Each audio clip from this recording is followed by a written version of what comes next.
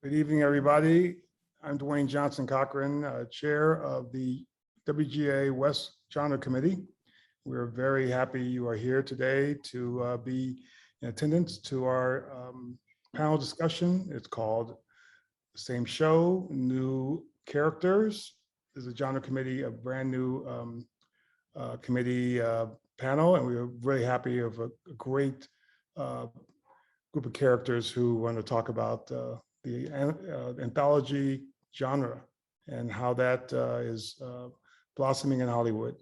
So without any further ado, I'm going to throw it over to Kelly Jo Brick, who is my vice chair, and she'll tell you some things going on with the genre committee right now.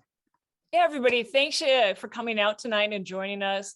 We'd love to have you also join us for our genre committee meetings. We meet every other month, the first Tuesday of the month. So our next meeting will be coming up the first Tuesday in June. We would love to have you join us, get to meet your fellow genre writers. And that's also where we brainstorm and plan events like this. So we'd like to send a quick thank you to our panelists for joining us tonight and sharing their time and experiences with us. Also, big thanks to Greg, our guild liaison, who works so hard for our committee and for so many committees at the guild. And with that, back to you, Dwayne.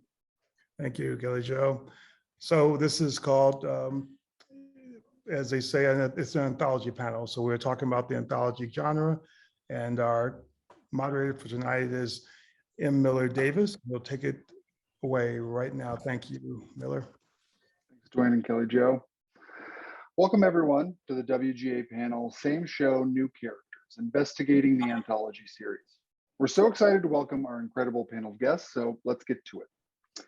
The Anthology series has its modern roots in the earliest days of radio, with genre-forward stories of crime, horror, suspense, and science fiction, often creating the through line that kept the audiences coming back for more. As television took radio's place, the Anthology series became even more popular, with genre shows like Alfred Hitchcock Presents and The Twilight Zone transforming into enduring cultural touchstones. Now, in our age of peak TV, we find ourselves as enthralled by the Anthology series as any time in history, with anthologies ranging from horror to comedy, crime to rom-com, drama to modern mythology. Tonight, we have with us some of the finest anthology writers and producers in the industry, here to share their incredible insight and expertise on just what exactly makes an anthology tick. First off, please welcome Marissa Jo Cerar. Marissa is a writer and producer whose credits include The Handmaid's Tale and 13 Reasons Why. Most recently, she created and aired the first season of her ABC anthology series, Women of the Movement, which highlights unheralded women of the civil rights movement. Its first season focuses on Mamie Till Mobley, mother of Emmett Till, and her journey to become a prominent civil rights activist. So be sure to check that out on ABC or Hulu. Welcome, Marissa. Thanks for coming. Hey, thanks for having me. Next, we have Noah Hawley. Noah is a film, television, and novel writer who created the FX anthology series Fargo, recently renewed for its 5th season. Congrats, Noah. Thank you. His series Fargo focuses on various eras of Midwestern criminality and how the pursuit of money drives seemingly normal people to enact bizarre and unspeakable acts upon one another. Welcome, Noah. Thanks for being here. You got it. We have Vera Miao. Vera is a writer and director whose CW anthology series Two Sentence Horror Story just finished its 3rd season. Two Sentence Horror Stories consists of standalone episodes, each taking its inspiration from a 2-sentence prompt, the first of which sets the scene, and the second of which reveals a horrifying reversal. Check that out on CW and Netflix. Welcome, Vera. Thanks for being here. Oh, you're muted, just so you know. It was me saying thanks for having me. Great. And last but certainly not least, we have our writer-producer team of Liz Flahive and Carly Mensch. Liz and Carly's credits include writing and producing on many, many shows, including Together on Nurse Jackie, as well as creating the series Glow for Netflix. Most recently, they created the upcoming episodic anthology Roar for Apple TV+. Each episode of Roar shines a spotlight on women's experiences and how women navigate through others' perceptions of them as well as their own. Highlighting what it means to be a woman, these stories are considered darkly comic feminist fables. Roar premieres this Friday on Apple TV+, so everybody definitely check that out. I know But based on the trailer, I am very intrigued to see how Merritt Weaver falls in love with a duck. Welcome, Liz and Carly. Thank you for coming. Thank you. We're happy to be here. So starting off, I'd love to find out a bit about how you all came to the anthology form for your shows. So Marissa, I know that Women of the Movement had a few different iterations, even starting out as a limited series. What was the status of the project when you came to it, and how did you approach the decision to make it a seasonal anthology? Well, I think it was the Emmett Till limited series, potentially at HBO. I was just actually on a general meeting and I was not looking for a job. And they were pitching me a bunch of ideas, and then they said Emmett Till. And I said, I want to do it, but I want to tell it from his mother's point of view. And I had worked on a limited series called Shots Fired on Fox like 5 years ago. And I met Oscar Grant's mother, Wanda Johnson. And his, life and death was dramatized in Fruitvale Station. And that movie has never left me. Meeting her never left me. And so I just thought about all of the other mothers who had to make these massive sacrifices in order, either whether they had lost their children or for the greater good. And so I wanted to do Mamie first, and I wanted to start with Emmett's birth rather than starting with his death and making it sort of a very traditional true crime series, and focus on the families and the people behind the stories and the people behind the crimes. And so we originally discussed it as a limited. Then I thought we could tell as 50 stories. We could do 50 seasons. We could do hundreds of seasons of women whose names we might know, but we don't know the story behind the headline. And also names that we may have never known, and stories and crimes that we may have never heard of. And we had originally talked about it as a chronology, so just from 1955 to maybe the 60s, but I've written the Bible for season 2. It hasn't been picked up yet, and we're jumping decades because I realize most of the people in the 60s were aware of their stories, and I found this family and I met them, and their story is really, really harrowing. And it's just, that's the goal of the show, is to bring light to these stories that have been hidden in the dark. So that was my take. And luckily, of course, they thought, well, multiple seasons. And of course, they were on board. But, we have to see if they order it, if I have to see if enough people tune in on Hulu to warrant getting a season 2. So fingers crossed. Yeah, fingers crossed. Everybody go watch it on ABC. So Noah, you had created several shows before Fargo. What about the Fargo property made an anthology format feel like the most appropriate choice, as opposed to some of the more traditional styles you'd worked in before? Well, it's a true story. That's the thing, right? Is that the movie says this is a true story, and the way the movie ends with Marge in bed with her husband, and he got the 3-cent stamp, and she's got 2 more months till the baby comes, and she's seen the worst case she'll ever see, and her reward is that tomorrow's a normal day. And so when they asked me about turning Fargo into a TV show, I said, well, you can't really make a TV show out of it, because the moment that she wakes up tomorrow and it's another crazy Coen Brothers case, then it doesn't feel true anymore, right? It doesn't feel real anymore. But FX had done 1 season of American Horror Story, so they were softened up with this idea of the anthology, and so I said, but you could, why is the movie called Fargo? It takes place in Minnesota, except the word Fargo is evocative of a type of place, what Joel and Ethan Coen call Siberia with family restaurants. But also after the movie, it's a type of story, right? It's a true crime story that isn't true, where truth is stranger than fiction. And so,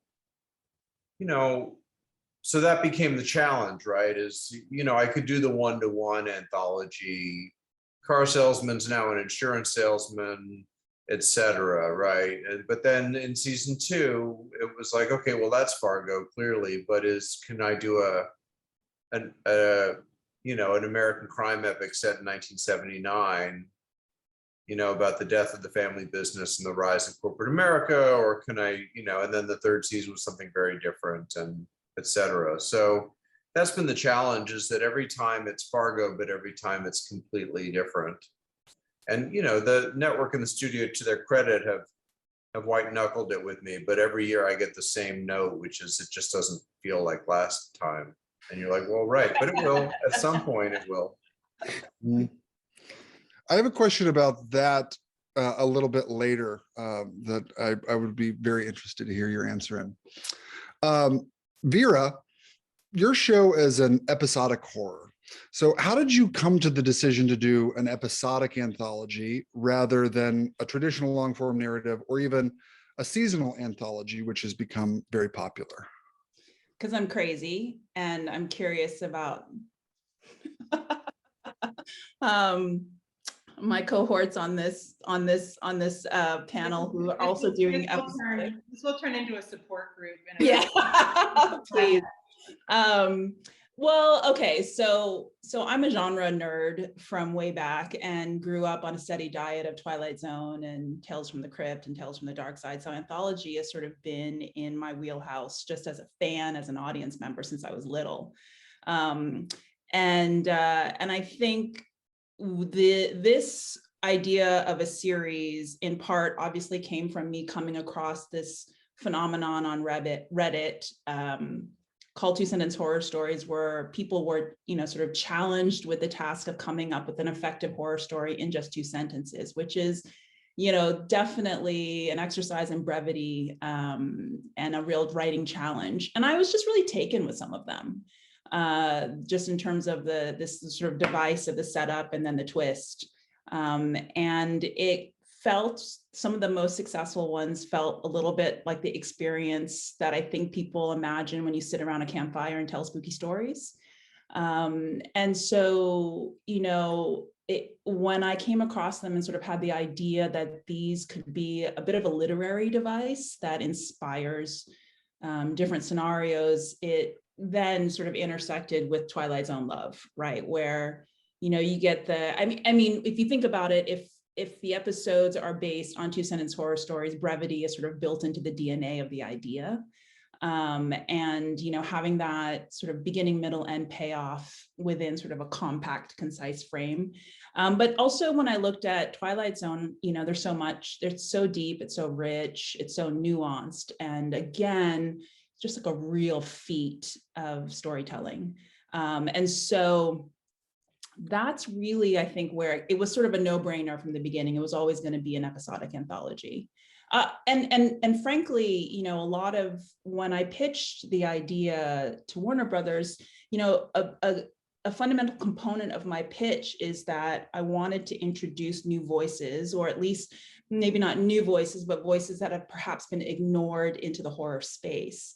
And frankly, doing an episodic anthology gives me the opportunity to bring in a lot of voices, up and down the line, in front of and behind the camera, in a way that, with a fair amount of sort of real creative license, that maybe is a little unusual in a traditional television space. So that's kind of how all of the pieces came together. Amazing. So Liz and Carly, you guys are also an episodic anthology, and yours is also sort of based on yours is definitely based on an existing property like Two Sentence Horror Story, Cecilia Arn's short story collection of the same name. So was your intention to always develop this as an episodic, or were there any other styles considered? I mean, sort of I think it was always going to be an anthology for us. I will say, we didn't know what that meant until we started making it. I think we learned when we started pitching it, and we were told there are places that don't even want to hear this pitch once you say the word anthology. And we're like, what? And I think we've kind of had a sharp learning curve as people who didn't grow up steeped in genre, and in fact are kind of newer to the sandbox. Newer to the sandbox, and we're attracted by the idea of the fact that we have no clue what we're doing, but also meant we brought, not as many tools maybe as others. I think brevity, which is something I think we really connect with, kind of struck us as well from this short story collection. There are short stories that are between 2 to 14 pages. And each one of the stories kind of gave its premise away in the title. You know, the woman who ate photographs is about a woman who eats photographs. The woman who found bite marks on her skin is about a woman who finds bite marks on her skin, and it's about the sort of the why it happens, is the discovery. So playing like with not just with different genres, but also playing with a fair amount of surrealism was really interesting to us. And I think, you know, a lot of what Vera was saying was making a lot of sense in terms of how we're looking at it. We're like, this gives us opportunities we didn't have before. It gives other writers and directors opportunities they maybe didn't have previously to jump into a genre that maybe wasn't as welcoming or didn't feel like it had a place for them. So yeah, I think that was something that was appealing to us as well. Yeah, I don't think we tried other forms, but I think we spent a lot of time asking the question, like, should we be connecting these more? You know, like, should there be characters that are crossing through all these? Should there be spaces? Should there be, you know, should there be Easter eggs everywhere? And then the more we were trying to kind of both honor the source material and accept the freedom that is given when you actually get to make an episodic anthology, we let ourselves kind of be the connection, which was, it's in our voice. The characters are all women in some kind of extraordinary circumstances, but they're not even in the same genre of circumstances. Some women are in a horror movie where some are in a rom-com, and kind of gave ourselves the freedom to kind of back off on pushing so hard to connect more. Yeah. Though ours hasn't come out yet, so I do feel also like the experiment is still, you know, in the box. Yeah. But I think again, like in terms of the excitement that then turned into like the profound challenge of making a rom-com with a duck and a Western with two teenage girls and a body horror and then, you know, an Australian road trip. We were definitely tired by the end of making the series. That sounds so fun now. I wanted to jump on something that you guys mentioned was the pitch process. So just a question for everybody. How did you approach your anthology pitch differently than when you had pitched a traditional narrative TV show before? I think especially in my experience, I've heard a fair amount of hesitancy like you voiced in discussions with reps or executives when it comes to wanting to make an anthology. So did you find any obstacles that you had to overcome or specific tips to succeeding in that? I think that for me, it was definitely not, it was one of the, I had a little bit of a different circumstance because it wasn't this elaborate and sort of well thought out pitch that I was sort of kind of like trucking in. It was this, you know, through a series of conversations when folks were interested in what I was thinking about and what I wanted to make. And this actually was the last thing I threw out where I was like, oh, there's, you know, there's this cool thing and I've been thinking about it. So, but I honestly think, and again, an episodic anthology is really different than a seasonal anthology. And I had no idea that anthologies were not, at that point, I didn't know that there was sort of like a mark against anthologies. And I had no idea, I have no idea I don't know, this is the panel to talk about it, but I'm sure Liz and Carly are drowning in the experience of producing like basically, you know, however many 10 or more standalone mini movies on the television timeline. It's crazy. So I didn't know any of that sort of blessed ignorance at the time. But I think honestly, a lot of what did it was the existence of Twilight Zone and Black Mirror, right? Two classic, tried and true, tested episodic anthology sort of approaches that I could point to, and they could sort of get a sense of what, you know, what's the sphere that I was aspiring towards. You know, I think the pitch, therefore, was really less about like, this is the structure versus these are the references, this is what I'm aiming for, and this is what the content, you know, and, you know, the talent that I'd want to sort of assemble for this project. Marissa, would you be willing to talk to us a little bit about how you pitched Women of the Movement and went into that process? I mean, it was a little different because, the studio had this book, but then I went away for like the entire summer and just read every single book, watched every documentary, every single piece of footage about Mamie. And so I could really have all vantage points. And I think the existence of American Crime Story helped because it's successful, and I could say this is a different version of it. It's really the people behind the crime. It's not the lawyers and the cops. It's the victims and the survivors, and really focusing on how character driven it is. And also just having, I presented an idea that was sort of planted in my head about who would be season 2, and it was a name that every single human being on the face of this earth knows. They know her story.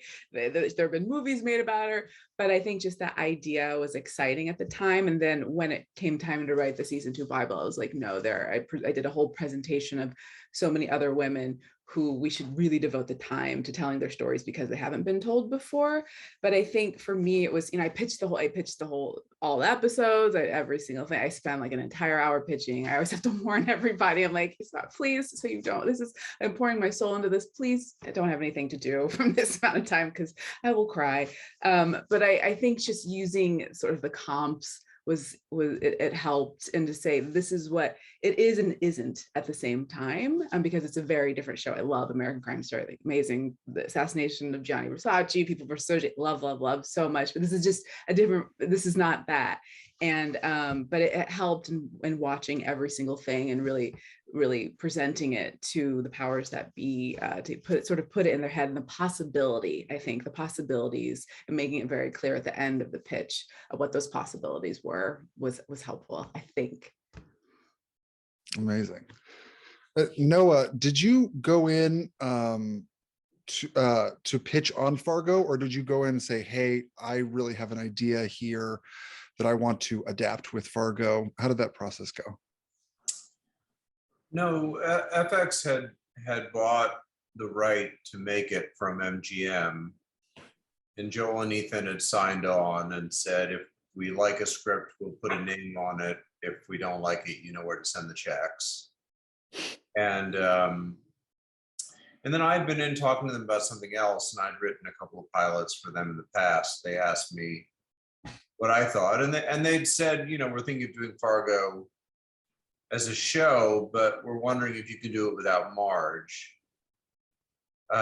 because of course you'll never top Frances McDormand, right? So, but then that's weird, right? Because if you're adapting a movie without any of the characters from the movie in it, or the story of the movie in it, what are you making? Like, you're making something that feels like a thing that you like, So basically, the task was, you're auditioning to be a Coen brother.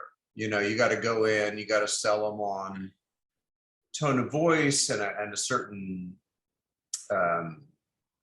just an outlook on how to tell stories, and so much of what Joel and Ethan do in their, certainly in the crime movies, is this tension between comedy and horror, really, and the graphic violence, and then the very dry, they're not sentimentalists, so the question becomes like, how do you balance a pitch? And for me, it was always a moment, a scene, an image, really. Two men meet in an emergency room, and one of them is a very civilized man and the other is the opposite. And then you go, all right, well, that's interesting. Who are those guys and what happens next? Or a woman drives home with a man sticking out of the windshield of her car and makes dinner for her husband. And you think, well, who's the guy on the windshield and what's for dinner? And so, I mean, that's the other thing about an anthology series, right? Is you never stop pitching. You pitch the one season and then you pitch the other seasons, and you're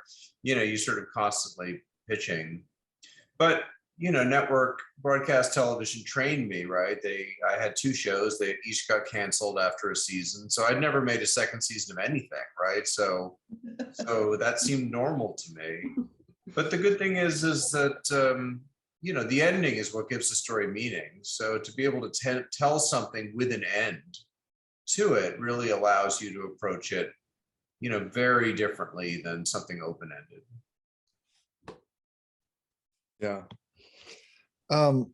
So Liz and Carly, with your adaptation, did you go in, did you have the property, did you have Ms. Arn's book already optioned? And when you were pitching it, did you use examples of specific stories, or were these tonal matches, sort of like what Noah's saying is, this is going to live in the world that this sort of property lives in?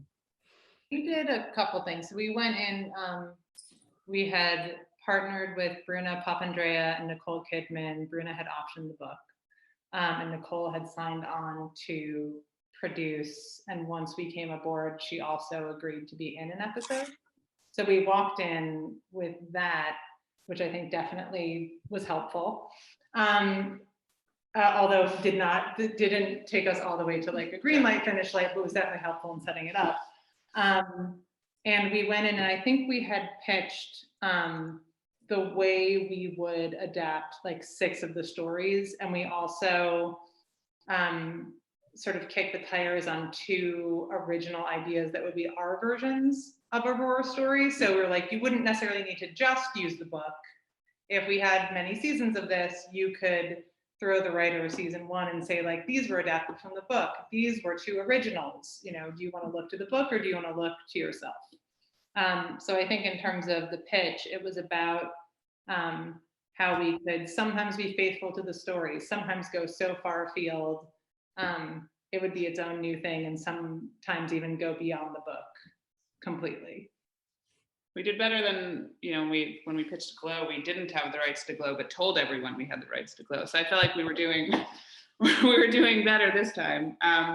We've had the luxury of working for tech companies almost exclusively, who like to tell you the data about how difficult it is to get people to watch anthologies, which is actually, I think, an eye-opening but helpful, to kind of walk in knowing that you need strategies to kind of help get these stories out there, and to have an exec who really believes creatively in the project, while also knowing the kind of struggles ahead and how to kind of help you,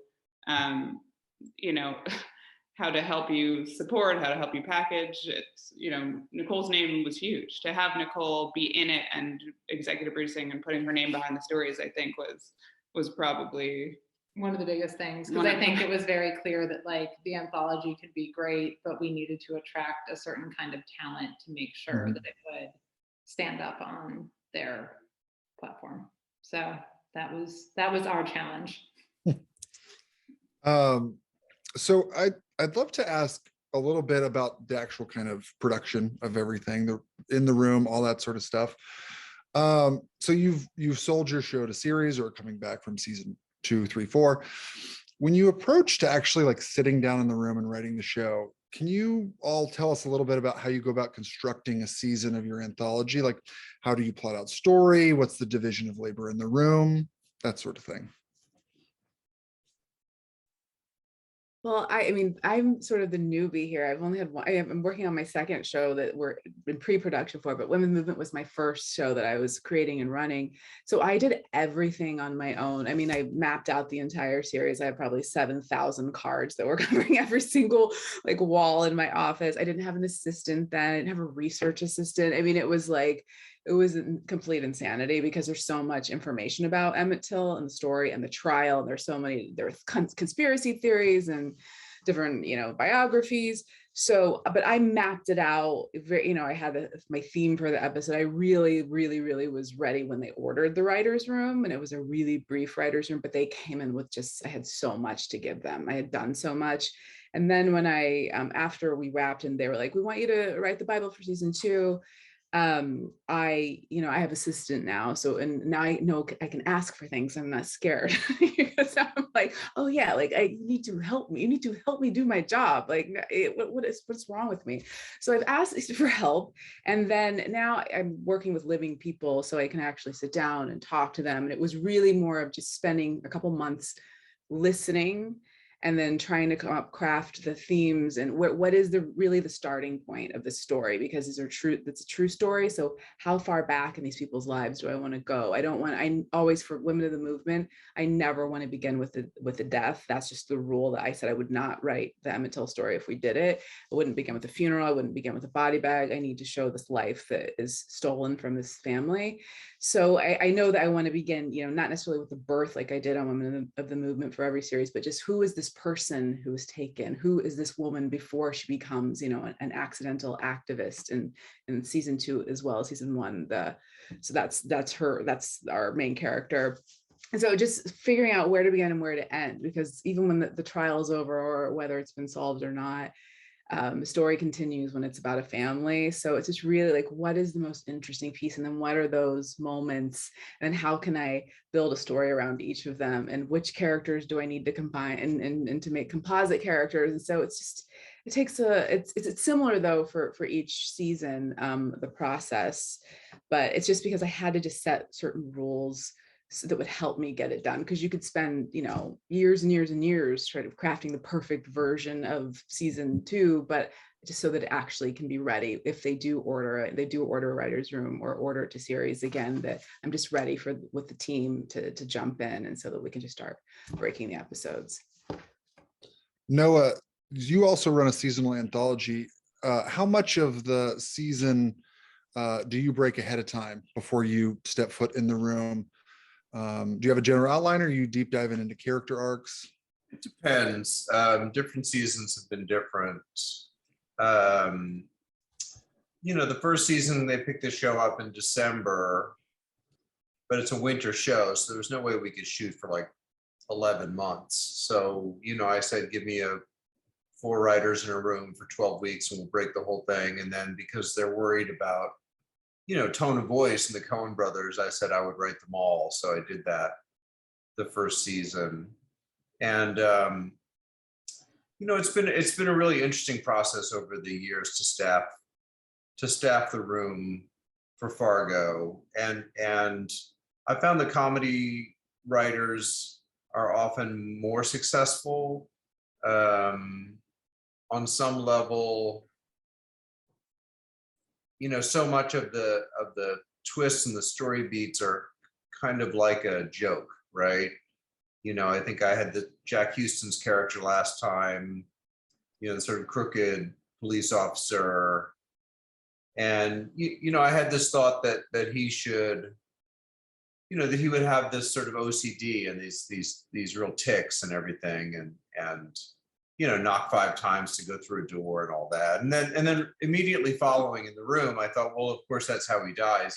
He's in the car and the guy's coming with the gun, but he can't get out because he's got to go through his rituals. And that seems so awful to me, funny, awful, that became why the character was that way, because of the death. So there's a sort of setup punchline to it, right? That often comedy writers get better. And the other thing is that Fargo is it's a lot of moving pieces on a collision course, and you never know which ones are going to collide and when. And so you have to get writers past this backstory equals front story dogma that they live with, of like, okay, well, his mother left him when he was a kid, and we're going to explain that. And so at this critical moment in the story, all that stuff. It's like,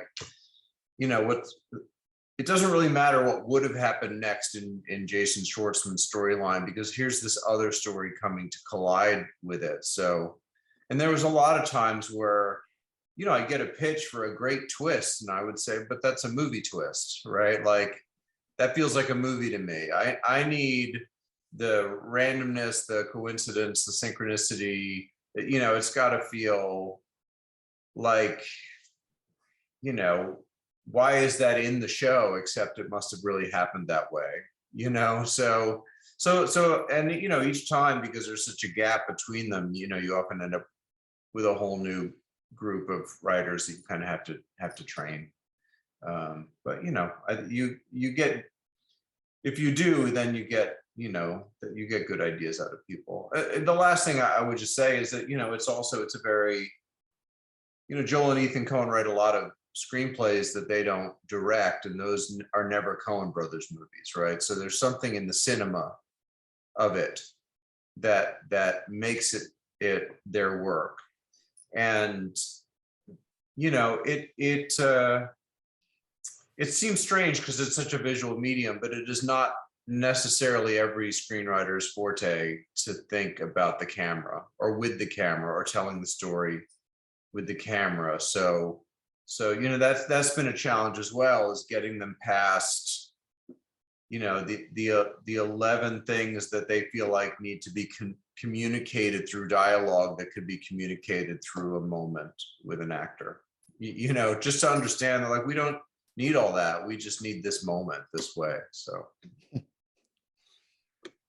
you were mentioning kind of having to retrain your room each season. For episodic anthologies, Vera, Liz, and Carly, you guys don't really have sort of the seasonal guideposts to lean on when you're writing your episodes. So what sort of guardrails do you set up in the room to help your writers understand exactly what it is you're trying to do, what sort of episodes you're trying to create? Did you have a room, Vera? I have so many questions, but my first is, did you have a room?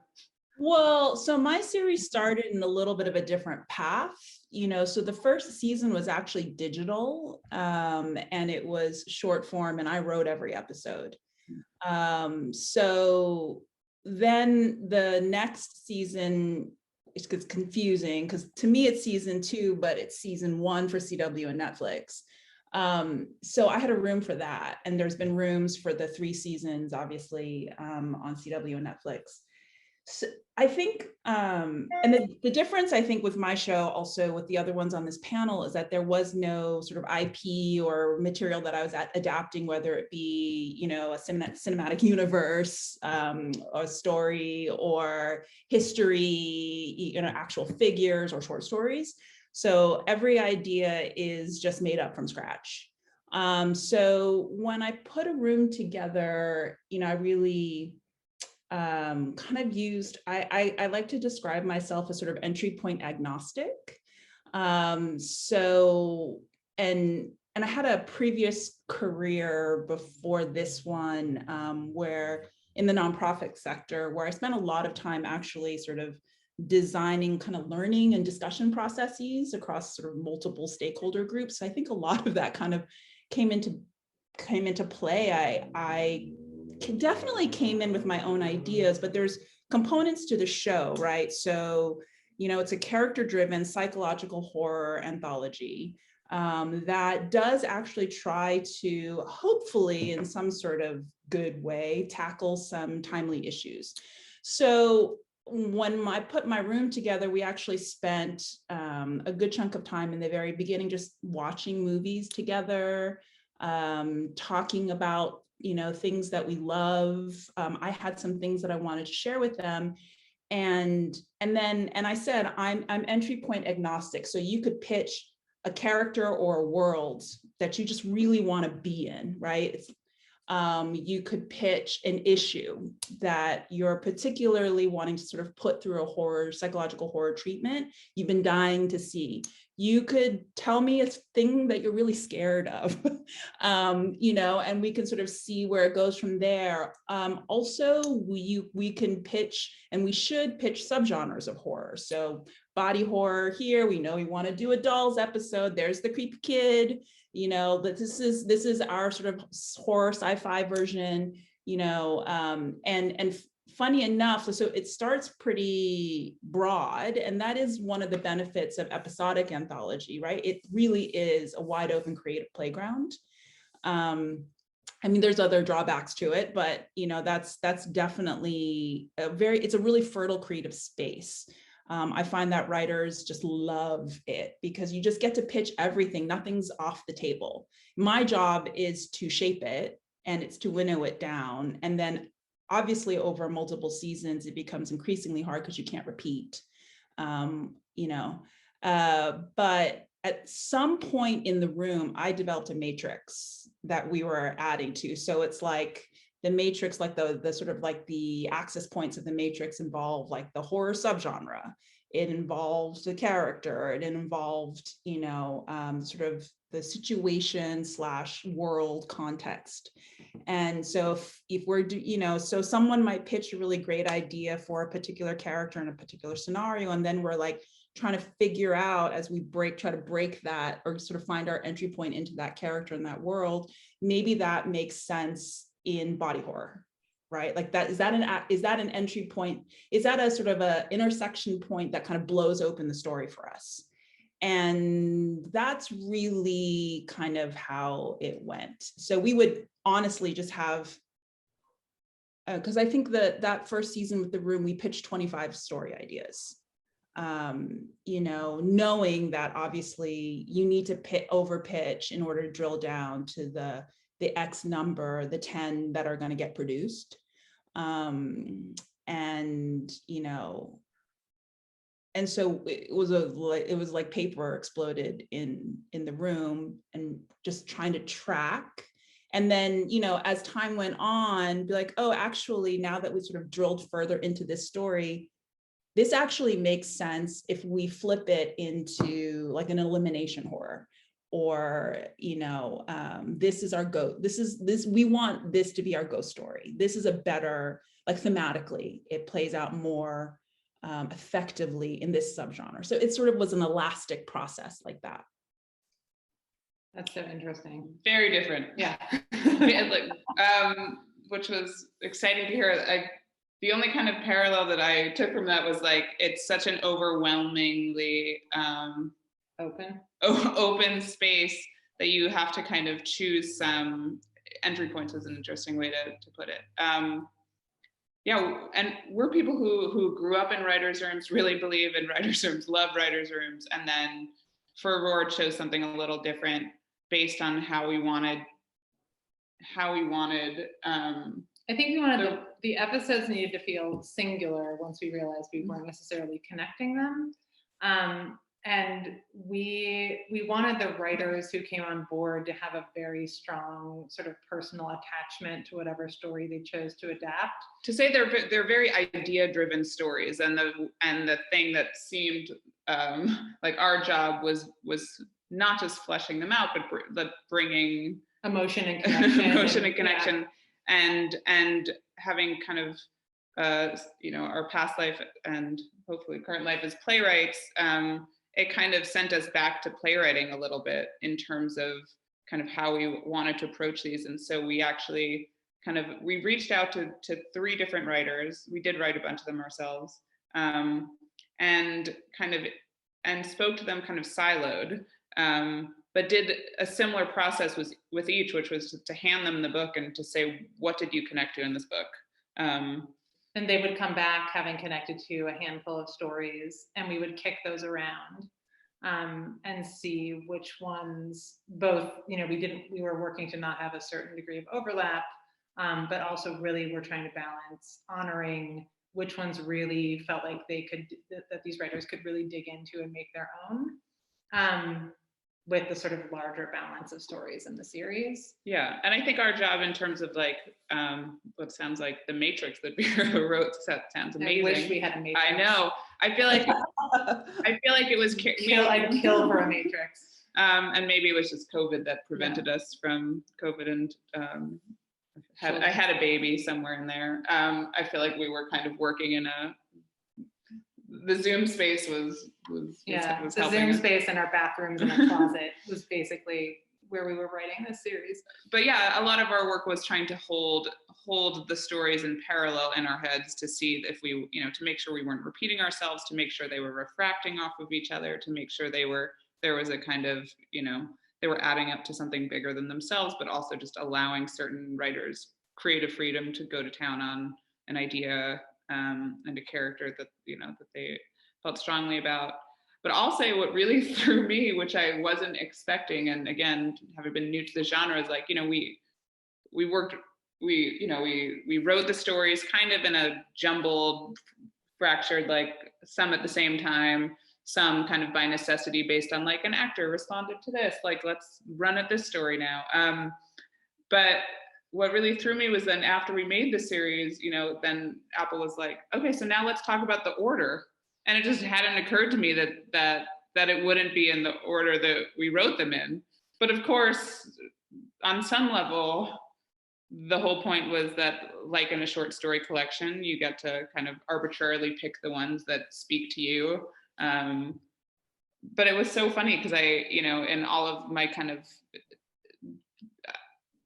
I guess, lack of experience in the anthology genre, that was the thing that kind of threw me the most, which was that, like, there's going to be a discussion about the order. So much of our jobs in kind of more traditional seasons is so linear. The fact that we wrote them kind of in this out of order jumble, but then also honored that when we got to, we still had another editing step, which was like, so what order should we put it in? And does that matter or does it not matter? Are we trying to bring people in a certain way and leave them a certain way? Are we trying to kind of, are we trying to juxtapose certain things? Are we actually, are we saying it doesn't really matter because, again, viewers get to choose where to start? That was all very new to me and kind of definitely was through me, and I'm still kind of learning from it, I think, in terms of like, do I have an opinion on that? Does it matter? I don't know yet. But again, that's an episodic headache, not a season long. Not a season long where you can start and end where you intend. where you intend and have an, as Noah said, like have an end point that you've been working your ass off all season to earn. It's funny to kind of suddenly be at the end of a process and be like, so where's our end point? And it may not be where you thought it was. And it may not be for viewers, they may watch it completely out of order, which is their prerogative. You saying that, like, the question arose, do you want to begin somewhere and leave them somewhere? And like, which episode should go first? Which one should go second? And I was like, the one that's called 101 on the script, right? Wasn't that episode 1? We filmed it first. It's called 101. And then it's like, why? They're like, it doesn't have to be. It doesn't have to be. It's an anthology. And I was like, true. Totally true. Hadn't thought about it. I wanted to ask, when you guys are making these, is there any awareness when you're writing of like, how do we keep the audience coming back next season? And kind of what you're saying, do we leave them somewhere that has some sort of lingering question without an unresolved narrative question or famous returning actors or beloved characters for them to latch onto and then come back to? Is that something that's in your head at all? Or is that something you're just like, we just want to make a good season of TV? I feel like that's my naive gut. Like, I feel like I've grown up writing, cliffhangers everywhere. And yet, like, my truest self believes, like, you make something good, they come back. But anybody else for that question? No, you tell us. Is that thought in your head at all of how do we keep the audience coming back next season? How do we leave them in a place that has some sort of unresolved feeling, I guess? Well, I don't know if it's unresolved. I mean, I had an ambiguous ending in my third year because I felt like we were in a very ambiguous place, and whether good was going to win out or evil was going to win out was kind of up to you, really. I know people don't necessarily find that satisfying, so I guess that's the question: is did you piss them off enough that they don't want to come back next time? But I think it's what feeling do you leave them with, and do they want more of that feeling? And I don't know what I get excited about, is that each year is not only is a completely different story, it's just a very different look to it, cinematically. And I didn't want you to ever look at a still image from one of the seasons and confuse it with a different season, so they're all very idiosyncratic. And then the trailers for them, because it is a self-contained story, you're I think there's more of a hook to it, because you're seeing we're not allowed to call them 10-hour movies anymore because critics think we hate television, but I don't know what else to really call it, because it's not a television show. I mean, it's this hybrid of long form and short form storytelling, and you know, I think, you know, obviously recognizable actors are important, I think, but there's just an energy to it that audiences either it either clicks for them or it doesn't. I'm just a lover of endings. I think, you know, what was said earlier, you know, I don't know if Noah, if it was you that said the ending makes the story. And horror in particular doesn't really work without an ending as a genre, right? Like you just, it's why I don't think that you can, there's no successful that I can think of horror property that's on television that just keeps going and going and going, because you are by nature undermining the very sort of formula. So I just, like Liz and Carly, you just make the best story that you can, you know, with the resources and the circumstances that you have. And I think with episodic anthology, I think people actually enjoy the format. Like the folks who gravitate and come back to it season after season is because they enjoy a beginning, middle, and end in a certain contained period of time. And, you know, for me, actually, quite honestly,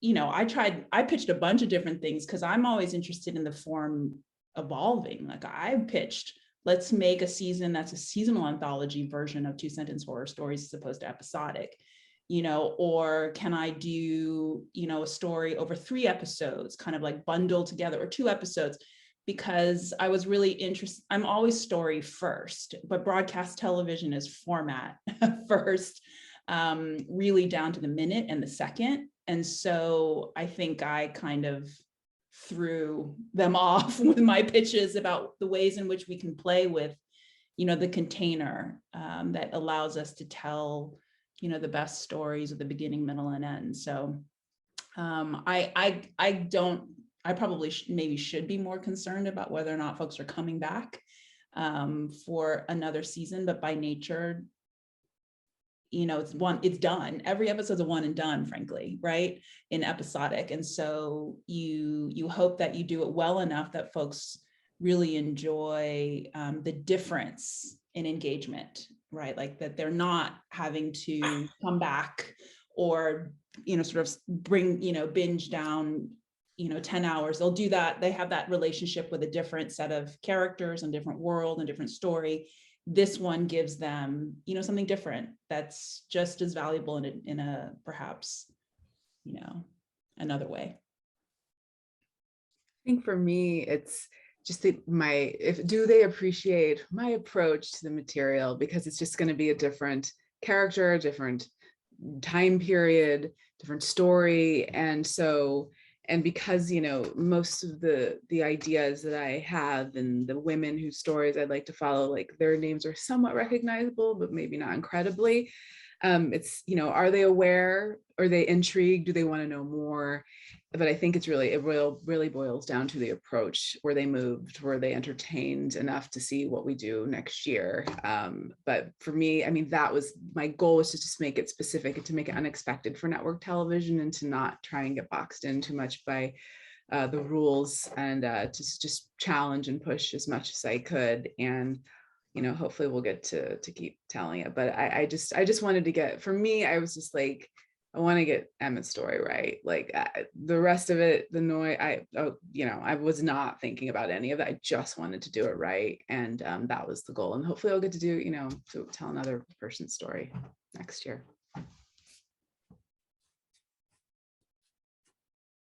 So we only have a little bit of time left before our Q&A, and some questions are coming in. If you guys have any other questions, put them down in the Q&A box.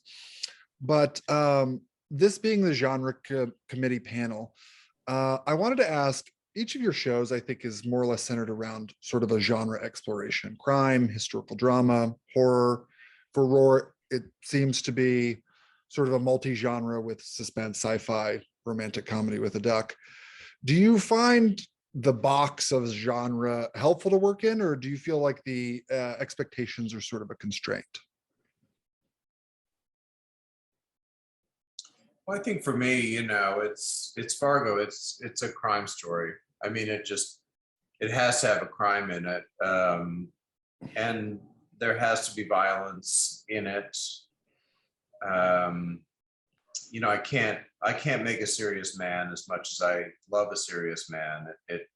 There has to be suspense to it, but outside of that, there really don't. I mean, I haven't imposed any rules on myself, and no one else has managed to impose any on me. But I remember the MGM execs coming to take me to lunch in the writers' room days of season 2 and saying, well, what can you tell us about the season? I said, well, we're going to make 2 fake Ronald Reagan movies and there's a UFO. And they were like, no, really, what can you tell us about the season? And so, it's about, listening to the story where it wants to go. And, I look at them really as, they're crime stories, but they're sort of parables or allegories at the same time. And there's always, feels like some sort of spiritual element to them, more existential explorations as well. So, I have, I've written a lot of other things, but under the rubric of Fargo, it's really a unique kind of storytelling that is the reason I keep going back to it, because it's such a satisfying mixture of highbrow and lowbrow, of philosophical exploration and dark violence, but also comedy. So it's I find it fascinating. I mean, no, I don't find genre restricting. Also because I'm just like a true fan of genre. I believe particularly in the power and the potential of genre when done well, to actually be the sort of the lens by which you can have an examination of humanity and of people in a very deep kind of way. I think that so in my show, at least how I approach it is very much engaging with the tropes and the formulas that we might expect from different subgenres of horror. So it gives us some initial immediate kind of goalposts, what you know that you have to have this happen by this point. Like if we're in a body horror, we know that by this point this has to happen, and then whatever. So that gives us definitely a starting point. And then always I'm pushing the writers to say, how do we also subvert it? So how do we sort of respect and honor the conventions that come along with this particular subgenre, so that the audience also sort of knows where they are in the story?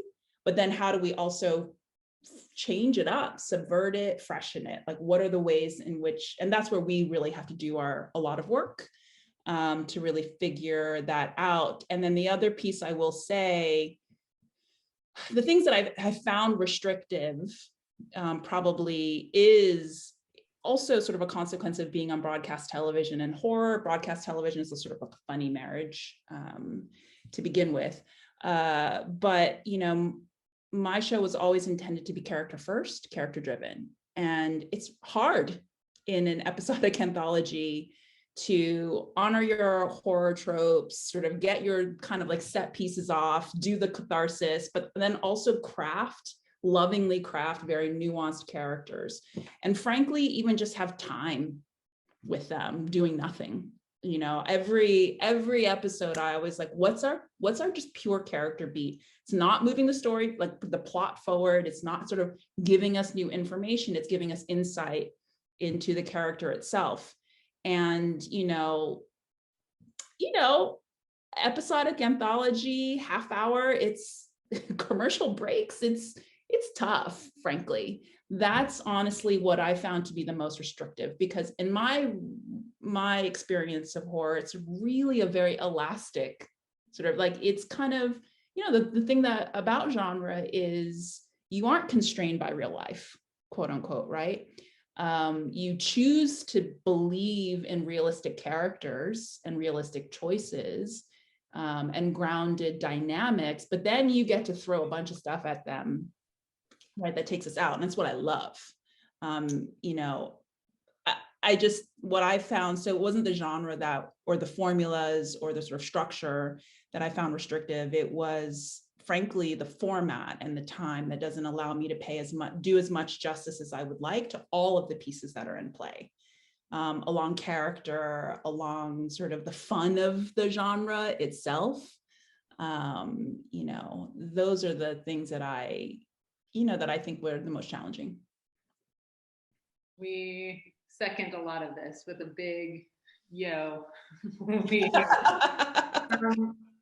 Yeah, I mean, I think we were playing a similar game with genre in terms of like recognizing things, getting on the train quickly, and also subverting things. And I think for us as well, it allowed us a lot of different visual styles, because we did do a rom-com, we did do a body horror, psychological horror, we did do a Western. So I think like using genre to really smash a bunch of different visual styles into each other was part of our aim.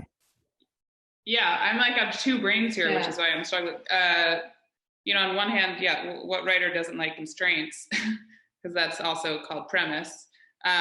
But also, and I think as you'll find in our series, like Liz and I are naturalists coming to genre as kind of open-hearted skeptics who very much, and again, this doesn't seem so out of line with what it sounds like true genre lovers are intending, but I think we very much come from a kind of character-based, we never want to kind of sprinkle something arbitrary on top. We always try to find what organically the story is telling us to do. So we weren't kind of choosing genre arbitrarily. We were trying to help it accentuate things that we were already doing in the story. Such as, in certain cases, we were literalizing metaphors. We, I guess, also brought with us kind of like some beef with certain genres to say, like, we took on the genre of the Western in our Western, but had to keep asking ourselves, like, beyond just like tearing down how misogynistic and violent we maybe feel the genre sometimes gets, like, what would our version constructively be? Like, what do we wish it could be? What happens when we have two teenage girls at the center? Like, how does that change things, but still make it with like a level of integrity that like holds some reverence for, what came before, even if we're doing a twist on it. So yeah, I think it is a combination of kind of like reverence and elbowing, which again, I think sounds akin to what Vera was saying. But yeah, I think the thing that struck me about what you were saying, Vera, is just like the balance in a shorter time period of genre and character is kind of brutal. I mean, we didn't have commercial breaks, so we had it, I think, a little bit easier, but it still is that thing where you're like, I want to breathe. I need to be able to breathe. And if we can't breathe, we're missing something. So trying to even build space to take a breath when you're trying to serve these two masters that seem like a little in opposition was like many times thrilling and many times just like really, really tough. Yeah. And ours were more self-imposed. Like, it sounds like, you were writing in a genre as part of the premise, whereas our premise was that there were some short stories that had some absurd titles, like the woman who's, was kept on a shelf, and then the woman who found bite marks, and to kind of take those ideas to their extreme. And that led us to certain genres. But while we were going there, we would also realize that, like, we had feelings about those genres and that they spoke to the story. So I think there is a kind of meta genre conversation happening in the show with certain episodes. Yeah.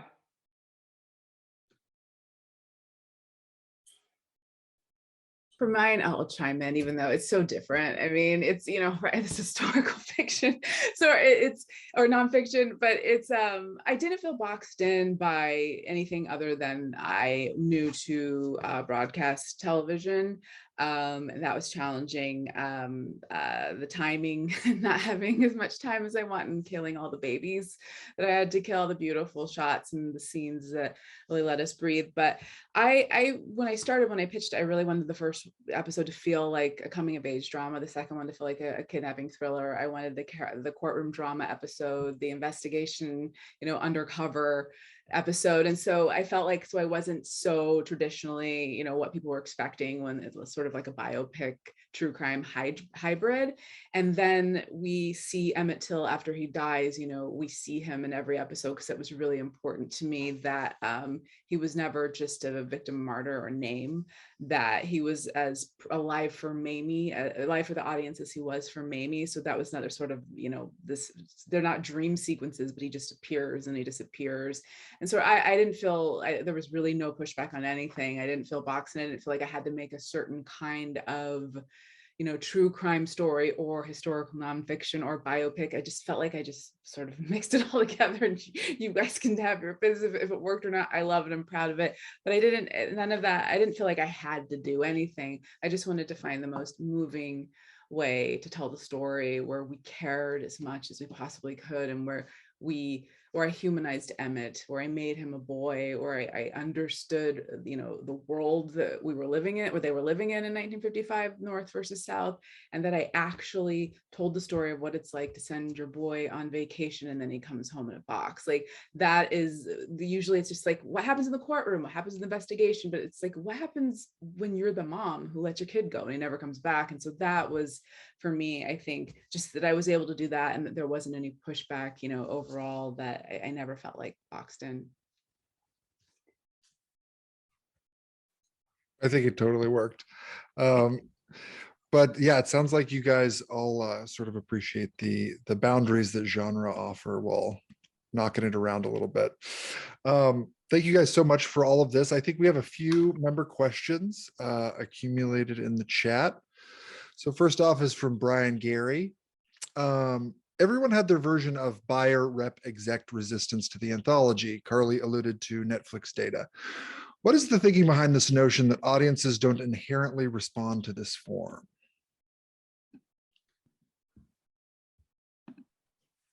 I love that Carly exited to deal with her childcare issues just as this question came in. I mean, you can do it, Liz. You can do it. I mean, I don't know. I mean, I think it's, again, it's just whatever they are getting back from. I mean, look, those data meetings, we can have a separate secret panel on that.